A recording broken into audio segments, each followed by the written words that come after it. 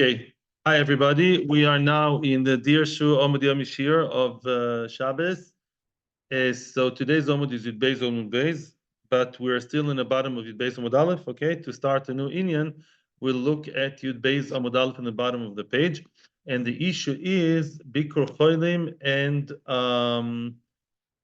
Bikur Cholim and also Nichum Avelim on Shabbos. So there is an issue with Bikur Cholim and Nichum Avelim. As we saw before, Rashi said that Nichum Avelim, Bikur Cholim, the person who's doing a mitzvah, which is very nice of him to do the mitzvah Bikur Cholim, Nichum Avelim, but he becomes Bitsar. In other words, the person himself may feel very sad when he comes to a novel's house or to a person who's really sick, terminally ill or something. That's bad news, so that may not be Onik Shabbos for the Mevakir. So find another time, preferably not in Shabbos. And the Rif says that the Chashash is he may come to daven for him. And there's a very strong idea, strong Inyan, not to say personal bakashos of tsar, of when you have a personal need to do the Gashmias on Shabbos, you're not supposed to ask to ask that from Hashem on Shabbos. Interesting, Asam Machloikes, Rav Eliashiv and Rav Chaim Kanievsky, two Achronim argue about Ruchnius. If you want to daven for, let's say, a child's Ruchnius on Shabbos, it's a personal bakosha. So-and-so should do tshuva, so-and-so should be strong in Ruchnius. It's a personal bakosha. On the other hand, it's Ruchni, not Gashmi. So there's Machloikes. We saw different opinions about that in the Kitzur's farm. We looked into it. So what do we say over here? Tono Abonu. Anichnas levakios achoyle, a person who comes to visit the sick, oimer Shabbos imilizak ufu kol velovoy, which means, what does it mean? Famous line, Shabbos imilizak, which means that, it says in Maharsha, we're trying to circumvent the whole idea of davening to Hashem about the choyle. So you tell the choyle, now is Shabbos imilizak. Rashi says, laharchiv daitoi. Yeah, in other words, don't be sorry, don't be upset. Shabbos imilizak. In other words, the refuah will come. He's not asking Hashem bring him refuah. He's being indirect, and he says it's Shabbos, so don't be sorry, don't shout, and the refuah will come anyways. You don't have to daven; the refuah will come. Very different to regular davening because it's Shabbos. You don't address Hashem directly. I wish you that it's going to come anyways, and I'm talking to you, not to Kodesh Baruch Hu. Rabbi Meir says even more. Right? In other words, im techabdu melitztair, says Rashi. If you mechabed Shabbos, you're not mitztair, you don't show any pain on Shabbos, that alone will be a zechus for you to get better. So mechabed Shabbos and asking the choyle, asking from Hashem indirectly to the choyle should be better, and mechazik shmir Shabbos at the same time. Be stronger in shmir Shabbos, don't be mitztair, and that alone will make you better. Right? Okay. In other words, we're not saying that we're not davening to Hashem. You should be better because this on Shabbos we don't do. Some Inyan not to daven about cholah. Again, if the cholah shesh b'stakona may be something different. If it's very urgent, you say tilim. Guy mamish about to die and he has a life and death kind of situation, a surgery, that may be different. People did that. They say tilim. But if it's general machla, you can daven yesterday, today, tomorrow. Then you don't do the davening so directly. Rabbi Yehuda says. Oh, so Rabbi Yehuda is now being even more general. He says Hashem will have mercy on you and on the rest of Choyle Yisrael. In other words, it's not a personal bakasha. There are other people, Choylim, other Choyle Yisrael, and together, all of you, Hashem will have mercy on you. So again, he's not saying Hashem make them better. He's promising Hashem will have rachmanos on you and also on other people. The more general, the less of a problem that is. There are two issues, personal and physical. To make it more general. Rabbi Yossi says, Hashem will have mercy on you within Choyle Yisrael. So Tosfos here asks the question, by the way, Tosfos asks the question, Stamazoi, how can you daven? Tosfos saw it today, Tosfos in Rosh Hashanah, Daf Zayin asks the question, how can you bichlal daven? Actually, the Gemara starts the question, and Tosfos elaborates on it. How can you daven for anything after Rosh Hashanah and Yom Kippur? It's all decided, right? So one thing Tosfos says is that if you koilel your tefillah with the whole of Klal Yisrael, then it works. There are two answers. Answer number one, that the Shmoneh Esrei is all in plural. Refaeinu, Barachaleinu, Geoleinu, Kabtzeinu, all plural, because Rabim, Gzardin of Rabim can be changed after Rosh Hashanah. And that's how Rabbi Yossi and Rabbi Yehuda says, Al Chol Yisrael or B'toch Chol Yisrael, you include the Chol with other people, it's going to work because we're really davening for everybody, and that can change after Yom Kippur. Second answer, and Tassis begins to quote it over here, says that Rabbi Yitzchak says, Yofet se'oko la'odom ben kodem gzar din ben nachar gzar din. In other words, if a person shouts to Hashem, that can change the din. So there are two ways to daven for things throughout the year. Unless you're not in Elul, Rosh Hashanah, Yom Kippur, it says in Tshuva, any other time of year, either you include yourself with others. We want Parnasa, we want Refuah, we want Mashiach now, or you say that I'm screaming to Hashem. Se'oko from the heart that Hashem listens to even after Yom Kippur. These are the two ways. And here we see one of the ways, the choyle on Shabbos, and some say on Shabbos you have to dress it even with more euphemisms. But even throughout the week, you daven for the klal, including that choyle. That's to say, betoch shachol Yisrael. Shevna ish Yerushalayim. Shevna says Rashi was a great person of Yerushalayim. Beknisaso oimer shalom. When he comes into the room of the choyle, he would say shalom. He's giving the blessing of a Kadosh Baruch Hu over the choyle. Ubitziaso oimer Shabbos, or they say Shabbos shalom or shalom Shabbos. I wonder how they really wrote it over here in this girsa in Oiz V'Hodor, because I think that's shalom. And they don't help much. Okay, in other words, he says Shalom or Shabbos Shalom. I think that's the source for saying Shabbat Shalom. This Gemara. Yeah? Sorry. Okay, sorry about that. Okay. B'tziyoso Shabbos imelizoik u'refua koiva lovoi. The same nusach, the same text. It's Shabbos. Don't cry on Shabbos. And with that zechus, Hashem will bring the refuah close. The rachmav merubin. Hashem's rachamim, Hashem's mercy are abundant. The shivtu b'shalom, and you should be shavis b'shalom. You can rest in peace, and that nuch b'shavtechem l'shalom. In other words, the rest of Shabbos will help you, and you'll be able to rest in peace. Keman azla, frag the Gemara. Keman azla, according to who does the following statement go? Hadam Rabbi Chanina. Rabbi Chanina says, and this is what we just said now, Mi sheyesh l'chol b'toch beisoi. Now we're talking now throughout the week, not only in Shabbos. Mi sheyesh l'chol b'toch beisoi tzorich she'arvenu b'toch chol Yisrael. What did we say? If a choyle in your house, chas v'sholem, you have to me'arev, include him with the rest of chol Yisrael. B'toch shar chol Yisrael. Who says that that's so necessary? Keman, Rabbi Yossi. Rabbi Yossi's statement was more inclusive than Rabbi Yehuda.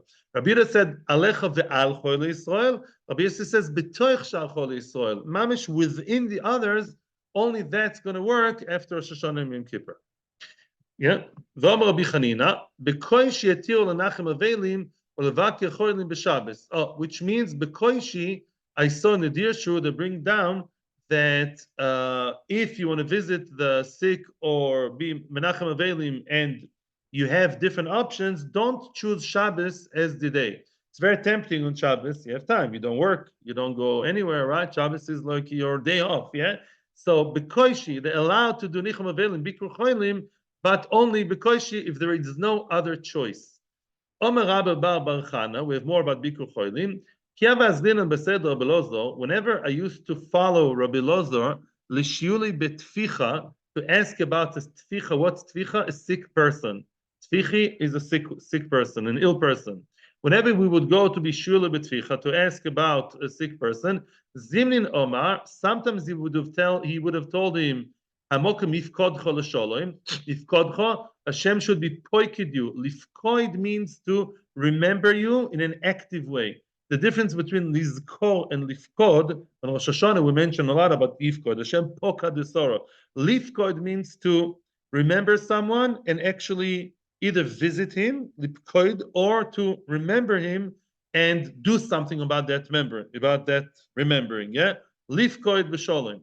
V'zimnin Omar, and sometimes you would have told him, Rachmana yedkirinach l'sholem. If the person wouldn't speak Hebrew, Lashon HaKodesh, only Aramaic, you should know in the times of the Mishnah already, and by the way, this is a Meroim anyways, even in the Mishnah, and definitely times of the Gemara, not everyone knew Lashon HaKodesh. People speak Aramaic, like, here people speak English. So if the person would only speak Aramaic, he would say, what? Hashem will remember you, L'shalom, just say it in Aramaic. Oh, Lamaisa, this is a kind of tefillah. He says Hashem will remember you. It's an indirect tefillah. And the Gemara has a big issue with davening in Aramaic, or maybe in English or in Arabic. I'm saying these languages on purpose, by the way. Heichi, soon you'll see why. Heichi abidachi. How did he do that? How did he daven in Aramaic? V'amar Rav Yehuda said, "Le'olam al yishal odam tzorcha b'lshon arami." A person should never ask for what he needs in Aramaic. Don't daven to Hashem in Aramaic. V'amar Rabbi Yochanan kol hashal tzorcha b'lshon arami, and malach hashos nizkokin loy. Yeah, if you ask for your tefillah in Aramaic, the malach hashores that bring up your tefillahs to Hashem, they disregard you. They're not nizkak. They don't relate like zika, connected. They're not connected to it. Why? She'en malach hashos makirin b'lshon arami. Malach hashos don't recognize. They don't speak Aramaic. They're not Aramaic speakers. The malachim, so they don't know, and therefore they're not going to listen to you. So now we have a big issue about that. Big machlokes rishonim. Tosfos asks a question. Tosfos, let's look at Tosfos. Shen malach hashores says Tosfos dibar maschil shen malach hashores mekirim b'lshon arami. Says Tosfos, there's one malach who is the linguist of the malachim. Levad mi Gavriel. Gavriel is a malach that does speak different languages. Kademrinan besoito b'reshelo nemorin dom amar ba Gavriel v'lim d'shivim l'shones leYosef. The famous medrash, yeah.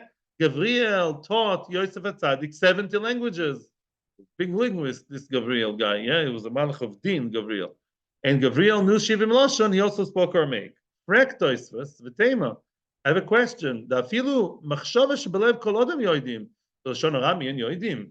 They, the malachim, they know what's in your heart. They're supernatural beings. They're close to Hashem. They don't speak a language, you know. Yeah, they don't go online to a language course. That much they can chap. Even I know how to learn languages. Yeah. So answers the Rosh in the Rambam. The Tosfos is completely, according to them, Tosfos is off the pshat, according to that. What do they say? Ein makirin, they refuse to speak Aramaic. And you know, people refuse to speak German or refuse to speak English or Hebrew. Yes, I know, yeah. RBS people. So then the pshat is because they believe Aramaic, and that's another answer about Gavriel. The Malachim speak English, of course. What do you mean? Yeah. Yeah, they speak Spanish, they speak Costa Rican Spanish, they speak everything. Aramaic, they don't speak. You know why? Because Aramaic is fake. Aramaic is similar to Hebrew, to Lashon HaKodesh, but it's not Lashon HaKodesh. Because it's similar to Lashon HaKodesh, but it's not, it smells as if it's like, forged, as if it's like not the right dialect. And that's what the Rambam says also Arabic, they don't speak. Not because they don't like the Hamas, which I'm sure they don't, but also because Arabic or other Semitic languages are similar to Lashon HaKodesh, and yet it's not it, and they're Rambam. And therefore, they don't go for it. Mashenk in English, French, for sure, French. Yiddish, Avada they speak. You think Malachim don't speak Yiddish? Come on. They speak French, such a nice language, right? Mimela, languages, they speak like in Grenoble, but they don't speak Aramaic. So now that's a huge difference. Wait, we're still in the question. Soon you're going to see a big enough community, you'll understand something about the Siddur. But right now, we're still in the question. Oh, David. A question is, how can you daven in Aramaic or ask Hashem something directly, indirectly, Shabbos? That's not the issue. Why are you talking Aramaic to Hashem through the Malachim if they're anti-Aramaic or don't speak languages? Answers the Gemara, and that's a big yisoid. Shayni choyle. Choyle is different. The Shechina imoi. The choyle has a Shechina right above his head. And therefore, we don't need the malachim. It goes straight to Hashem. Get that? We don't need the malachim. Which malachim? We daven straight to Hashem because the choyle has Hashem upon him, and therefore we can daven in Aramaic, and Hashem speaks everything. And Hashem is fine with any language. When you don't have Hashem right there, Kivyachol, you have the malachim involved. They don't accept other tefillos in other languages or dafka in Aramaic. Before we continue, I want to make a very, very important statement, and that is the statement regarding davening b'tzibur. All these things we say in Aramaic, B'rich Shmei, Yakum Purkan, and all these things, like for Yakum Purkan is Mamash Bakosha, these things you're supposed to say in Aramaic. I'm not a Paisek Halacha, there are different opinions, but conceptually, the Mishnah Berurah says, all these tefillas are only said, how can you say it in Aramaic? Excuse me? Because it's b'tzibur. In tzibur, Hashem listens directly. But when you're beyachid, if you daven at home, you don't say kumpurkan. Why? You don't say a kumpurkan. No. Why? because it's an Aramaic. At home, you need the malachim. When you're alone and you're not a choile, you need the malach to take care of you. The malach listen to Yakum Purka, and they're like, we don't like that. So they don't bring it up. Mashen can betzibur. The tzibur can daven in Aramaic as much as they want, because tefillah betzibur is something that goes straight to Hashem. That's a concept, and then you have questions. What happens if you're like in a Sephardim minyan and they don't say a kumpurkan on Shabbos in Ashkenazi? I didn't say a kumpurkan in Gibraltar because I'm still alone in that. They don't say it. Others, it's an interesting issue, but that's a concept. You don't daven in let's say it's very funny because people would say the other way around. They daven in English to Hashem. Let's say what I don't actually, because my own words. It's personal. It's the other way around. In a tzibur, you can daven in English more than beichidus. Because b'chidus, you need it through the malachim, and if they don't like English, you're in trouble. That's what Chalokes Rishonim. If they're anti-other languages or only anti-Aramaic. If you follow the Rosh and the Rambam, you can daven to Hashem in English. It's okay. You can keep davening English in your own words, as long as you don't daven Aramaic or Arabic according to Rambam. B'chidus. Okay, but Kitzer, that's the issue. But B'tzibur, you can daven in other languages, as long, obviously, it's Mekubal, like Yakum Purkan, like Brich Shmei, like this, but Kaddish, even Kaddish, the holiest davening is in Aramaic. Tzibur goes straight to Hashem. It's not an issue. As you know, you don't say Kaddish beYochid and all these things either, right? You don't say only B'tzibur because it's an Aramaic. Weiter. The Omer Ravanan. Now, how do you know that the Choyle has Hashem's support right next to him? How do you know? The Omer Ravanan says Ravanan. Okay. Ravanan says, okay, 1 second. That, 1 minute. 1 minute. Domer Ravanan, you see the Zoom. 1 second.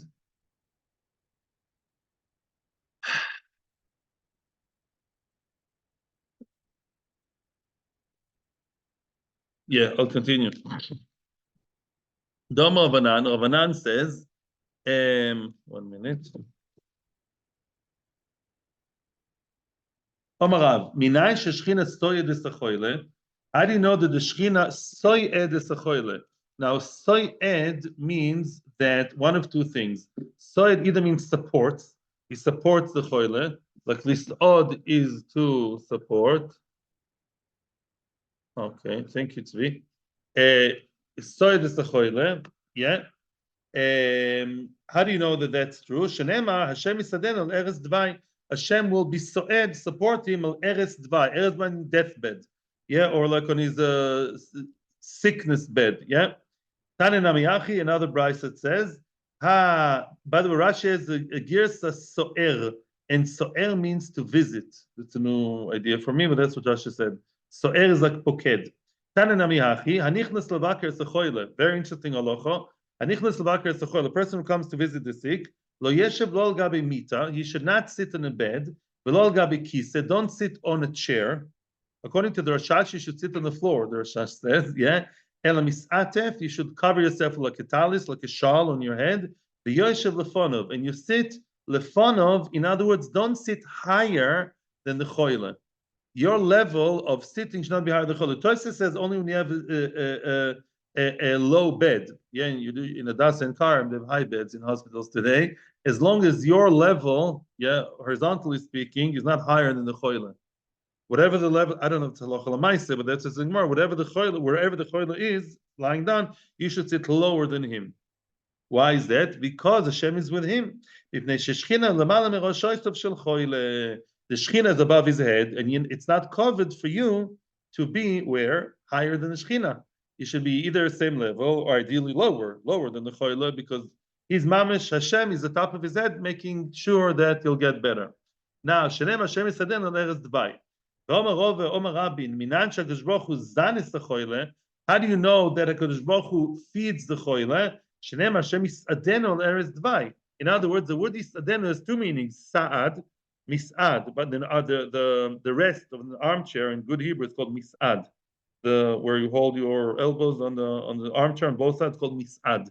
Sa'ad, help, like support. Yeah, and so too the choyle is supported by Hashem, or feed, Seuda Shabbos, Seuda is a meal. Hashem, because we see sick people don't eat for a long time, right? They have fever, they don't have whatever appetite, and they still survive. So Hashem feeds them specially. Kilo the choyle is somebody that Hashem made him chorla for whichever reason, and yet at the same time, the chol is being supported and fed by Hashem, like trufa and the makkah together. Hashem takes care of him to see that he's fine. I mean, hopefully it gets better, but as long as sick, he's under the care of Hashem. I'm just trying again to share. Okay, no, the Zoom is again. Seder, weiter. Okay, the Seder. Second. Okay, fine. Okay, good. Let's continue. Veloika le'or. So one of the gzeres we saw in the Mishnah was lo yika le'or. A person should not read, by the light of the candle on Shabbos. Why not? What's wrong with that?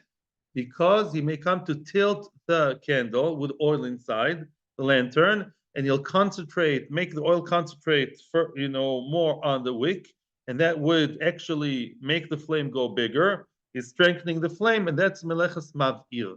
It's a melacha of mav'ir. In other words, not only not allowed to ignite light on Shabbos or fire, as we saw in this week's parsha, also a tolda is to actually flare up the fire, make the fire stronger, is also usher. So if you read, and the fire, it's even without the fire flickering. There are two exeres people get confused.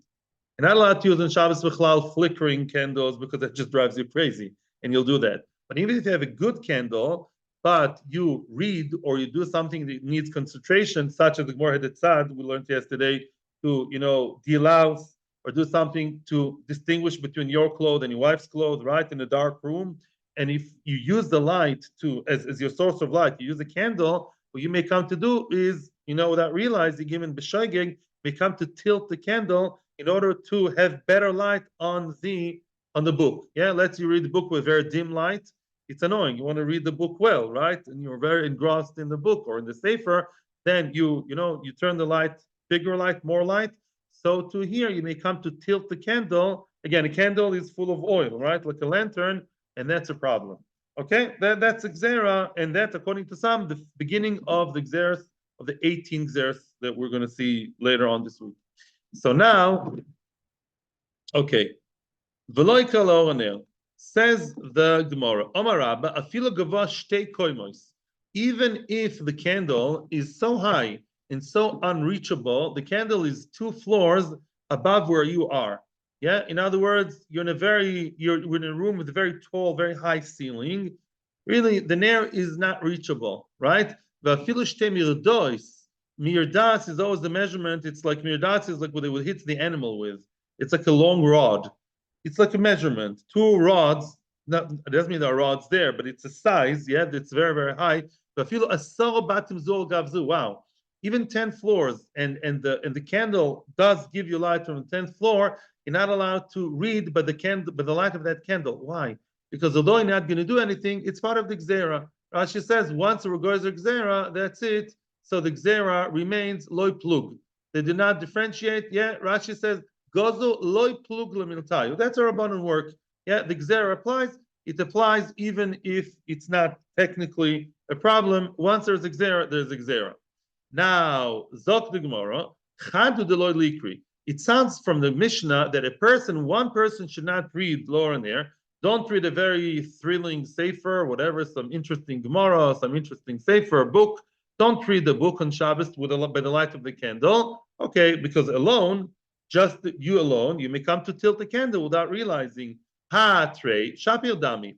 It sounds like if you have 2 people reading the same book together, or even that we don't yet know, you have 2 people in the same room, maybe then it's okay because one would guard the other one. If you're not together, are in the room, if you come to tilt the candle, I'll remind you, I'll chap you and you'll chap me. It sounds like that's okay.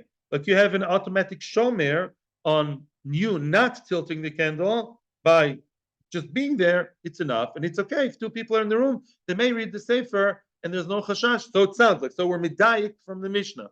Correct the Gemara, is that so? V'atani, it says in the Brisa, loy echad v'loy shnaim. No, it says neither 1 nor 2. Even 2 people are not allowed to read the sefer on Shabbos together, and we're not relying on one reminding the other. Amablazo lo kasha, it's not difficult. Kan binyan echad, kan b'shnei inyan. Everything I'm telling you is a lot of things in the halacha, but basically the concept is Depends if they read one inyan or two inyoni, which means, let's say you and I are reading now Megillah Esther, preparing for the festival of Purim, and both you and I read together the Megillah. We're in it together. We're learning together, Chavrusa, on the same page in the Megillah. Then, if you come to tilt the candle, I'll remind you, and vice versa. But if I read Esther and you read Ezra, even it may be a very long Tanakh, but we're in different inyanim, then I'm in Esther, you're in Ezra. We're together. We're not really together. And if one comes to tilt, the other one is not there because I'm in a different space than you. And therefore, in Shnei Inyanim, one would not necessarily remind the other, and it's not a good reminder, not a good shomer, and that you cannot have. So two people don't go. In some yeshivas, they have that. They have some people are even concerned by the chashmal, although most poskim say it's not chash.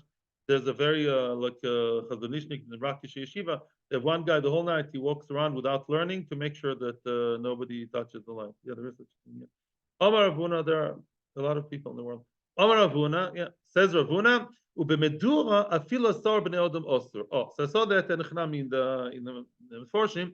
Let's say there's a fireplace, not a fireplace, a bonfire.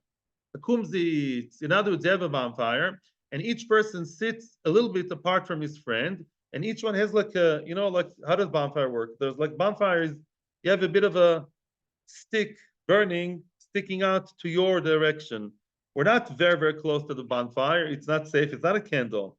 So even if we all read somehow, we manage to read the same thing or do a similar activity, we're all working on doing the same thing together on Shabbos, and there are 10 of us, even 10 of us, because the shape and the style of a medura, of a bonfire is that each one is a bit separate. There's like a bit, Rashi says, Yoshev rochuk zemizeh, and znova sa'udim smuchim lehem. The bit of the end of the firewood is similar. One is close to me, the other one close to you, the other one close to you, all sitting in a circle around the Medura. We're not involved enough with each other. We don't see enough what the other person does. And the person very easily may come to tilt the Medura or stoke a little bit the Medura without realizing even that it's Shabbos now by mistake, and the other person will not be aware of that. So even if they somehow manage to read, I don't know how, like a Sefer, Megillah around the thing, and they're all engrossed in the same inyan, they're in the same inyan, but physically they're not close enough to see. So you need both to be physically close, and you have to be oisik in the same inyan. Then you can read on Shabbos by the light of the candlelight. It's Nageh today. The lights we light on Shabbos, and I'm sure many other people, is with oil. So I'm saying you can't, let's say the Shabbos clock is out and the candles are still on, happens by us, yeah? If that's the only light in the room, you can't read a sefer there, read a book, yeah? Unless you have a shomer. Omar Rove, again, not halacha, I'm just saying in general, yeah? Omar Rove, Rove comes with another exception to the rule. Im Adam Choshuv Hu Mutar, which means if the person is not Adam Choshuv, he is allowed to read by the candlelight on Shabbos. Why? We just said Chachamim don't differentiate between different situations. And Adam Choshuv is a person who never ever tilts the candle himself. He just doesn't do that, ever. You saw Choshuv, he has a shamish who does it for him. And Adam Choshuv, it's like the Queen of England, whatever, Zichroina, whatever, she'll never take out the garbage. I don't think so, right? In other words, it's a thing a person, he never behaves like that ever to tilt the candle. It's like a lowly thing for him to do. So the person is so choshev, so a VIP, so such a person is allowed to read on Shabbos with the light of the candle. He'll just never tilt the candle. It's not something he does. Is that so? I'll show you a brisa that contradicts that. It says, Lo yikra leoraner shema yate. Okay. The brisa says, don't read by the light of the candle. Why? Shema yate. The Mishnah didn't say shema yate. That's important to know. The brisa says, you know why you're not allowed to read by the candlelight? Because you may come to tilt. Okay, the candle. The brisa gave you the reason. What I'm saying now is what the Gaon of Vilna says. I'm preparing you for something. Okay, don't read with the candlelight. You may come to tilt it. Omar Rabbi Shmuel ben Elisha said, Rabbi Shmuel ben Elisha, ani ekra velo yate. Says Rabbi Shmuel ben Elisha, no problem. Is that the reason? Because you're going to come to tilt the candle. I'll read very nicely. I'm sure I'm your Shemaim. I'm not going to tilt the candle. Okay. There's one time that he read Torah on Shabbos, and he wanted to tilt the candle without realizing he forgot that it's Shabbos. He was so into the learning. Omar, and then he said, Oy, how great are the words of Chachamim that said not to read by the candlelight. Says the Gaon of Vilna something beautiful. Rabbi Shmuel said, I know in the Mishnah they didn't give the reason. Without giving the reason. I like the version of the Mishnah that was more authoritative, and it says, don't read by the candlelight. The Brisa says, don't read by the candlelight because you come to tilt, and that opened the Pesach for me to say, okay, if that's the reason. When you tell people, like children, you give them a reason, so they start, or negi people, you give them a reason, they start, so they already harp on the reason, right? So you should do that, yeah? And therefore, he said, how great are Chachomim that just told us straight out, don't read and finish, because I got the reason why, so I did come to tilt it almost, but he didn't. Oh, yeah. Here comes even a worse version of the same story. Abnasan oimer koro vehita, oi. It was a shoygeg, omnam. It was shoygeg because he didn't know it's Shabbos at that very second. He forgot that it's Shabbos. So it's a shoygeg. And he really tilted the candle. And what did he do? Because of Alpin Kosoi, he wrote in his ledger, Anish Mol ben Elisha, Karisi ve'itesi ner b'Shabbos. I read, which is one Avera against Chachamim. I tilted the candle on Shabbos. When Beis Hamikdash will be built, I will bring a fat chatas. The korban chatas is what I have to bring. 3 points over here. There's a Mogan Avram somewhere. I get it off the kafna because remember it from somewhere. I think Mogan Avram. I don't know if to kill him. He says there's such an Indian. I don't know. Again, ask your local Orthodox. But I'm saying if a person did shogeg in Shabbos, you may have to write. I did this. So I have to bring chatas in times when Beis Hamikdash is being rebuilt. And secondly, chatas shmeina is connected to shemen. Don't remember who says that. Chatas shmeina shemen. Thirdly, Tosfos is asking a question. Anna was over in Avera.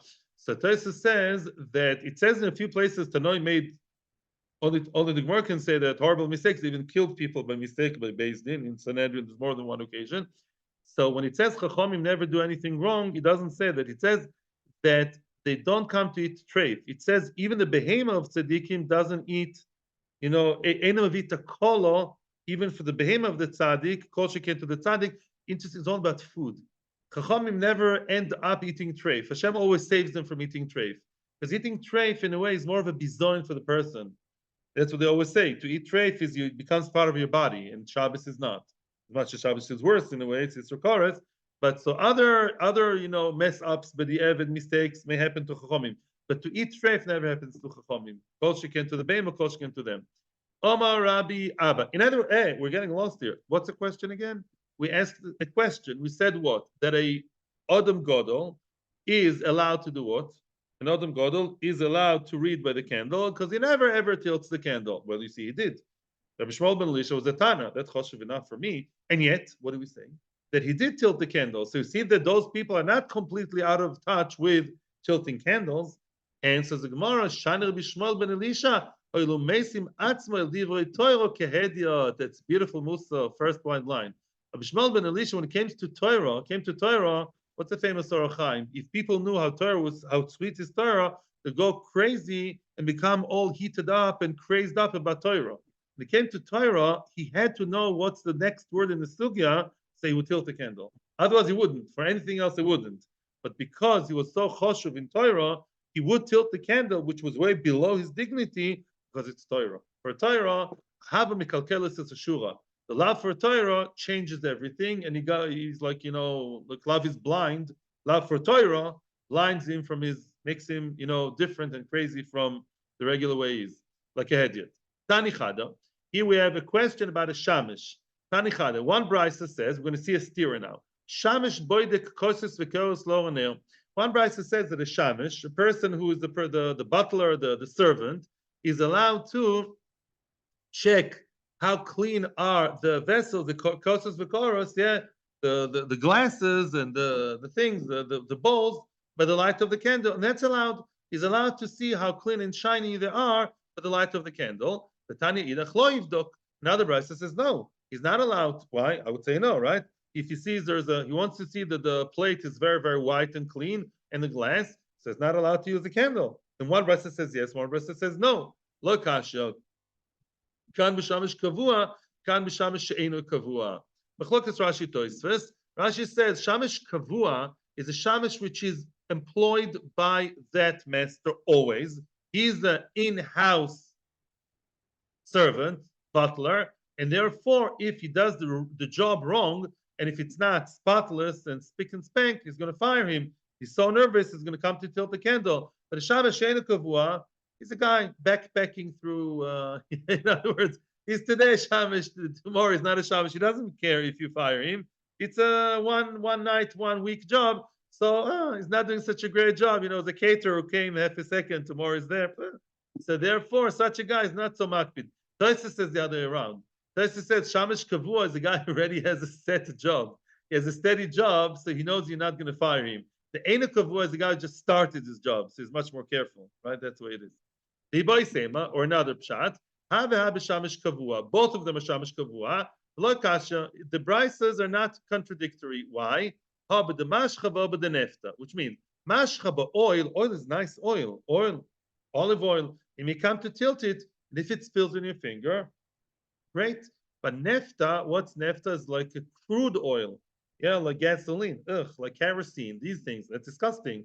So people anyhow feel repulsed. They're not going to tilt it as much as they want not to be fired from work, but they don't like to start tilting and dealing with it. And that alone is security against tilting, and that's why it's okay. Iboilu, now comes the inevitable question. On one hand, what would happen in the following case? Shamish she'enu kavua bedemash chamau. You have a shamish which is not a shamish kavua. Shamish she'enu kavua, according to Rashi, doesn't care so much, but it's mashcha. Mashcha is regular oil. A regular oil, even if you're not very nervous about your job, you may still come to tilt it because it's very nice and no problem. So maybe on one hand, you're not so worried about your job, but it's very tempting to tilt it and there's nice smell to your hands. It's nothing bad. What would be the halacha then?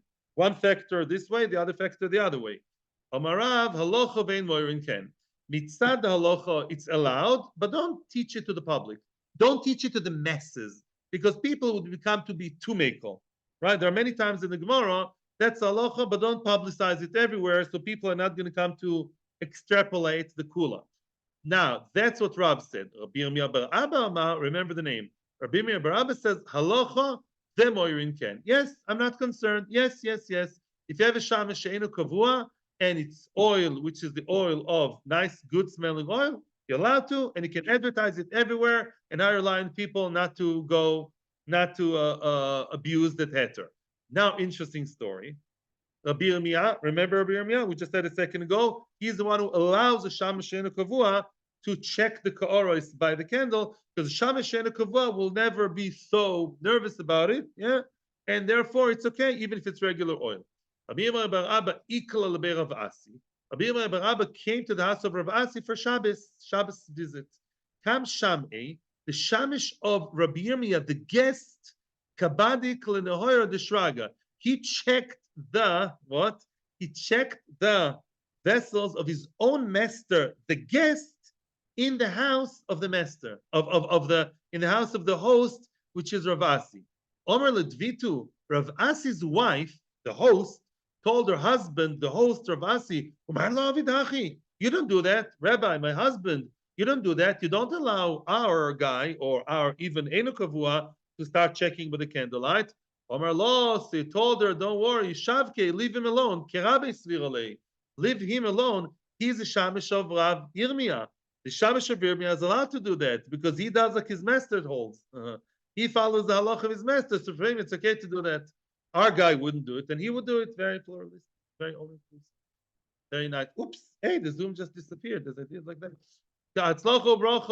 Thank you very, very much. The video, of course, stopped. The Zoom is okay. It's recorded, very nice. So I'll send it to everyone. Okay, Tzlocha, thank you. Okay, thank you very much. Thank you, Tzvi. Thank you very much, Tzvi. Okay, what did I want to say? On Tuesday, oops. Yeah, okay, Tzlocha. I won't be here on Tuesday, I don't think.